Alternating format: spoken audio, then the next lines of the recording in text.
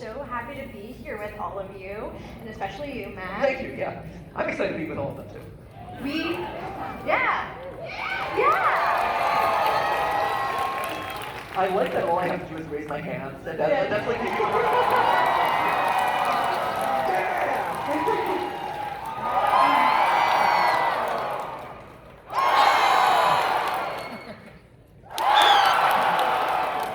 You guys are the best. I love you all. Phenomenal. You're fantastic. Absolutely phenomenal.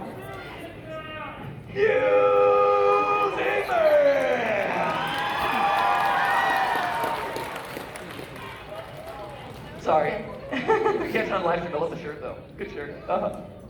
So we have a few questions here that, as you mentioned, were submitted by fans online. So thank you to everyone and everyone watching who submitted some questions. And I think we should just get right into it. Sure, absolutely. So our first question comes from Josiah Pedraza. What is your most difficult theory in a research sense?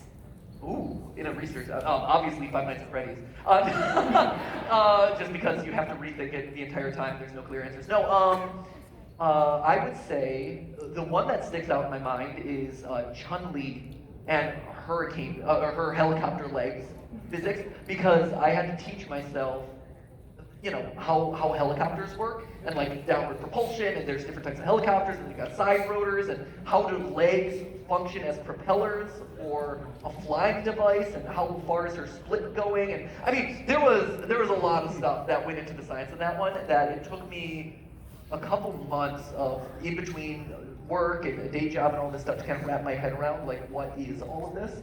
And I was really happy with it, and it was one that I had wanted to cover for a really long time, but that was one that took me very, very long time to research and get correct.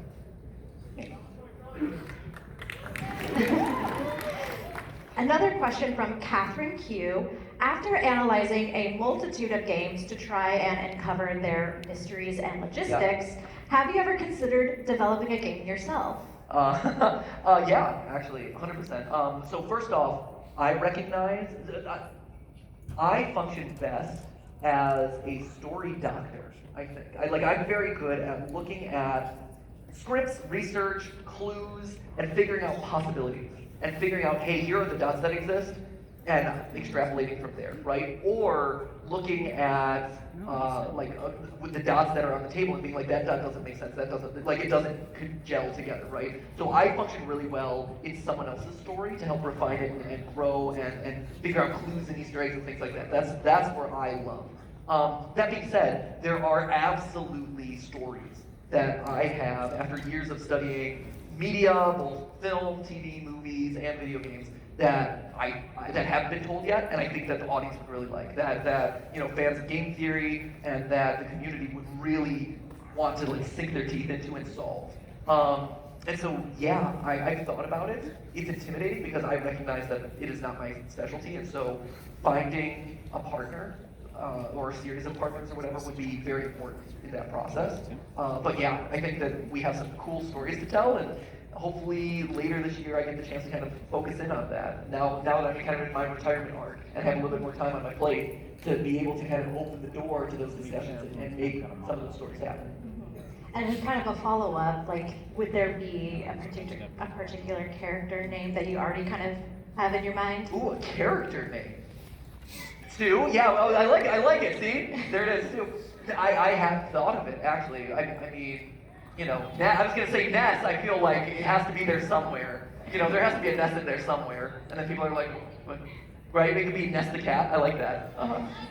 Maddie Patty. Oh, there'll be cameos everywhere. Everyone's cameoing all over the place.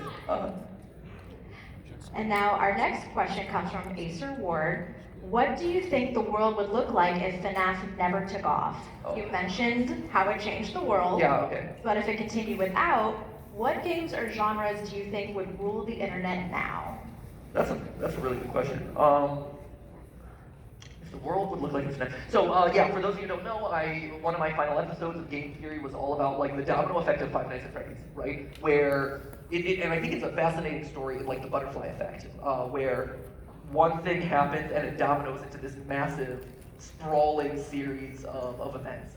And so with FNaF, it was Scott caught that he was ready to give up. none of his games have taken off. He was having a hard time making it financially viable as a job, and so he starts this. He's like, I'm going to try one last time, and that's Five Nights at Freddy's. And boom, boom, boom, boom, boom, and now fast forward to today, and it has shaped the publishing landscape. It has shaped the indie gaming landscape. It shaped the AAA gaming landscape. Like it has shaped movies at this point with the Five Nights at Freddy's movie having such a huge success. So the domino effect has been massive of this one game.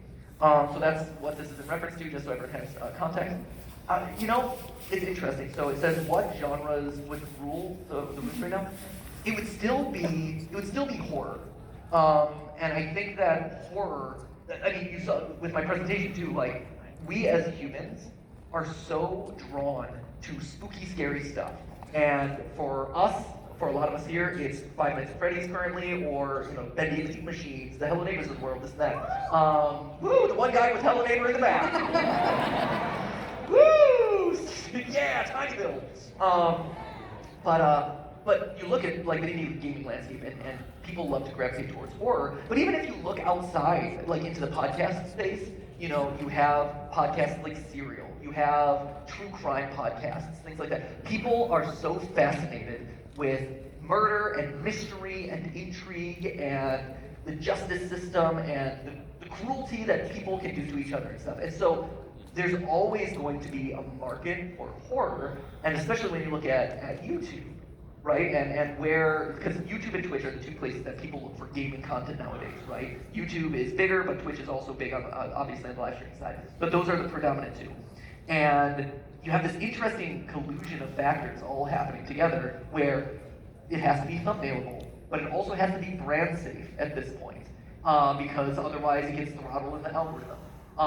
It has to check all. It has to thumbnail well. It has to be child family friendly. There's a lot of things that content has to jump through at this point, and so if all the rest of history kind of gone the same way, it would have been horror, and horror would have eventually made its way into what people now consider kiddie horror. Or maybe not mascot horror specifically, where it's like, here's the big cartoon character, or the evil puppet, or the animatronic, or the toy that came to life, or whatever. But it would be something close to it, because that's just the industry that we exist in now. Like YouTube as the place where people find games has dictated that you can't be bloody and gory, you can't be scary. So the days of the Outlasts of the world, or the days of the PTs of the world, and stuff that were like really scary, hardcore scares, those are not long gone, but like they would have a harder time picking up momentum just based on how the algorithms operate.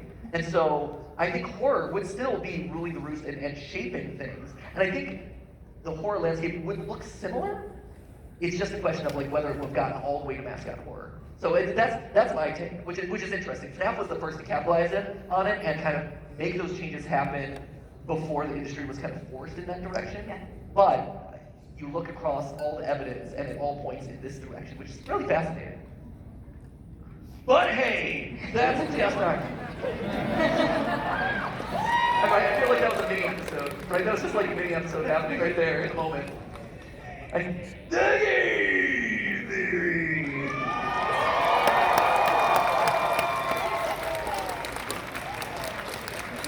Our next question comes from Rowena Sullivan. Despite doing one for all the other main Nintendo franchises, why did you never do a theory on Fire Emblem?